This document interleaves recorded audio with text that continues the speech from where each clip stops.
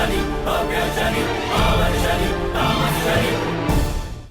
बात बताओ मित्र, वो चक्रवात मिटा कैसे? किसने अंत किया उसका? मैंने अंत किया उसका। तुमने? परंतु कैसे? नहीं जानता, बस इतना जानता हूँ कि मुझे मेरी माता की रक्षा करनी थी। समय जो मेरे हाथ आया,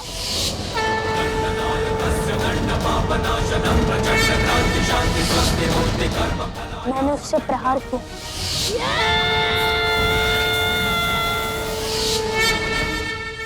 या कहूँ जिसने मुझे पुकारा। पुकारा? परंतु किसने पुकारा तुम्हें? वो दंड। मुझे लगा वो मुझे पुकार रहा है। शनि। ऐसा लगा कि वो मुझसे कह रहा है कि मैं उसे उठाऊं। नहीं जानता क्यों ऐसा लगा, समझ नहीं आ रहा ये सब कैसे हुआ। बहुत सी बातें, बहुत सी घटनाएं ऐसी होती हैं शनि, जो धीरे धीरे समझ आती। समय आने पर शनै शनै। अभी तो बस ये समझ लो कि जो कुछ भी हो रहा है वो महादेव की इच्छा से हो रहा है।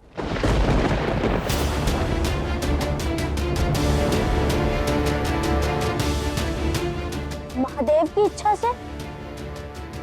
यदि ये महादेव की इच्छा थी कि मेरी माता को चक्रवात में फंसना पड़े, उन्हें चोट लगे, यदि ये महादेव की इच्छा है कि मुझे अपनी माता से दूर रहना पड़े,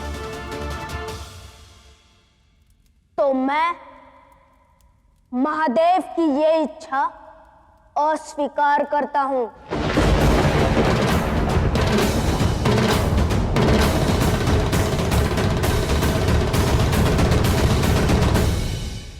चक्रवात समाप्त हुआ है नानाश्री, परंतु चक्रवात का अध्याय नहीं। मैं ढूंढ कर रहूंगा कि उस चक्रवात के पीछे कौन था जिसके कारण मेरी माता को कष्ट हुआ, उन्हें चोट लगी, और वो जो भी है वो निश्चित रूप से दंड पाएगा। प्रणिपात नानाश्री।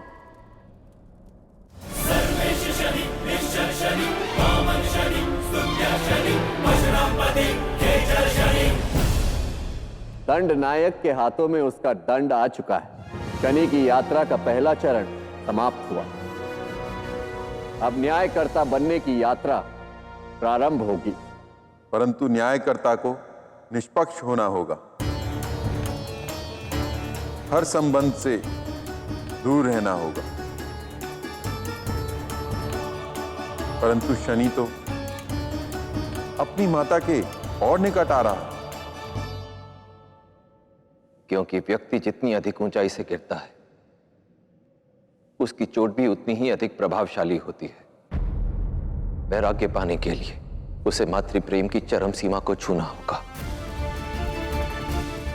शनि से सब दूर हो जाएंगे, विशेषकर वो जो उसके सबसे अधिक निकट है, उसकी माता छाया। कर्म फलदाता बनने के लिए शनि को अपनी माता से दूर जाना ही होगा।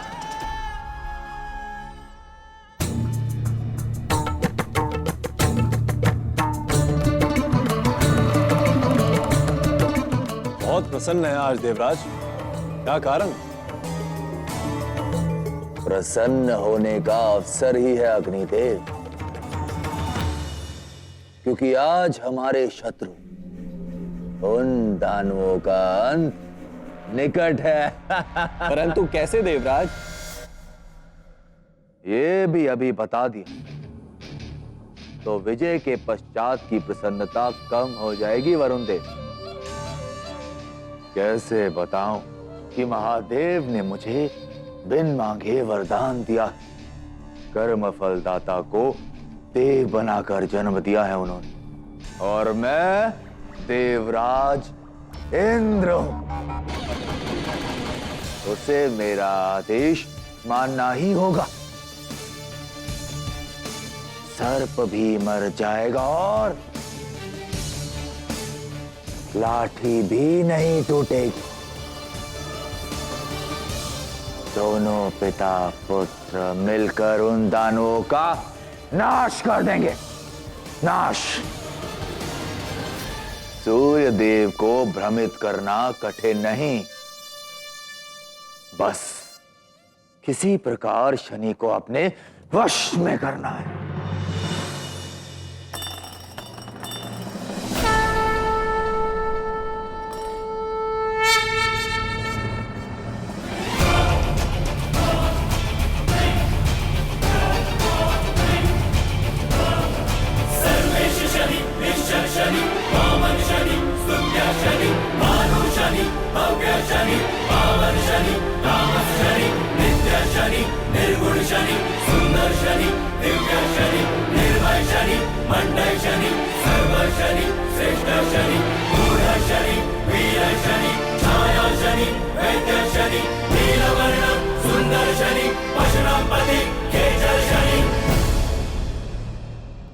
आओ शनि आओ। देवराज इंद्र के दरबार में सूर्य पुत्र का स्वागत है।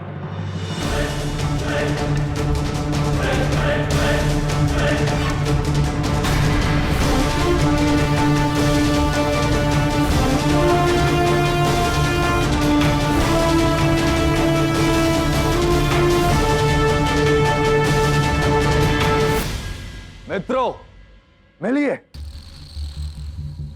निर्भय तेजस्वी सूर्य पुत्र से, जिसने अकेले ही चक्रवात जैसे दानव का संहार किया। उत्सव का आनंद उठाओ शनि।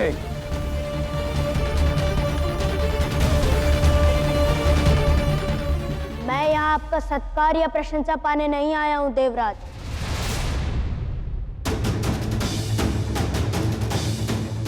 मेरा लक्ष्य चक्रवात के विषय में जानना है, और उस घटना के समय आप वहां थे, तो आप अवश्य जानते होंगे कि वो चक्रवात कहां से आया, क्या मंतव्य था उसका, मेरी माता पर क्यों आक्रमण किया उसने।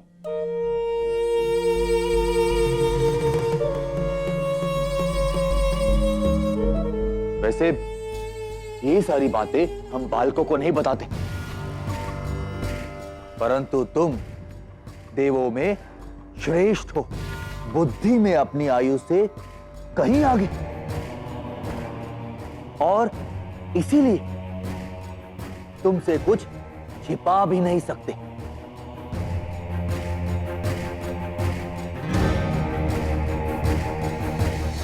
चक्रवात को दैत्य गुरु शुक्राचार्य ने रचा था।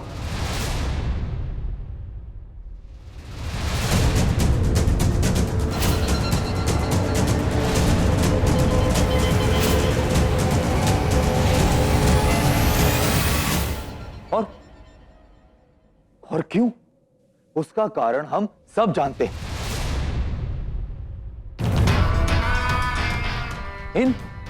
इन दैत्यों का लक्ष्य ही है हम देवों को संकट में डालना, और इसीलिए शुक्राचार्य नित नए प्रयोग करते रहते, नए नए दानवों को रचते रहते। कितनी बार समझाया उन्हें, पर वो मानते ही नहीं।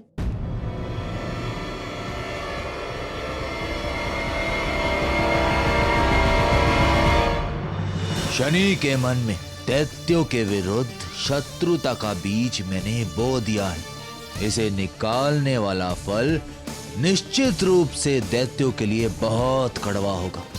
शनि निश्चित रूप से उन पर आक्रमण करेगा।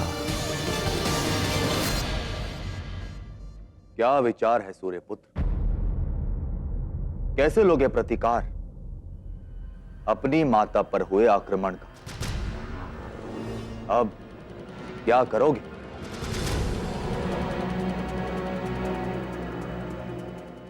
सोचूंगा। सोचूंगा कि क्या करना है, फिर कुछ करूंगा।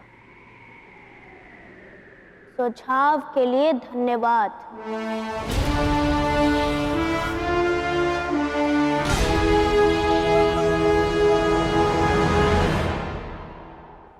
आशा है जो आपने कहा वो सत्य है।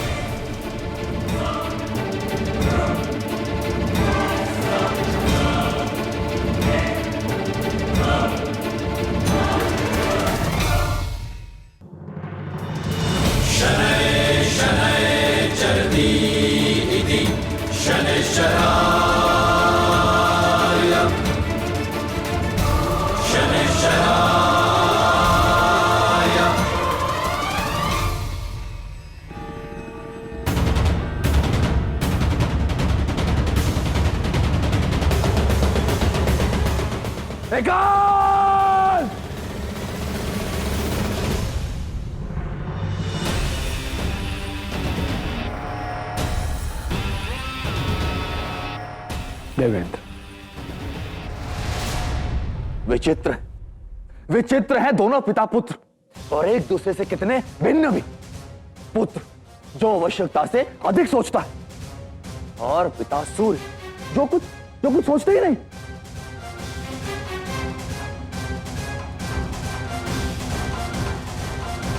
कोई बात नहीं शनि, जब तक तुम सोचोगे सूर्य देव शुक्राचार्य का नाश कर चुके होंगे,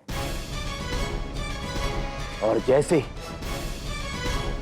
मेरा संदेशवाहक सूर्य देव को यह बताएगा कि उनकी पत्नी पर प्रहार करने वाले चक्रवात का निर्माण शुक्राचार्य की रचना थी, वैसे ही सूर्य देव प्रहार करेंगे शुक्राचार्य पर।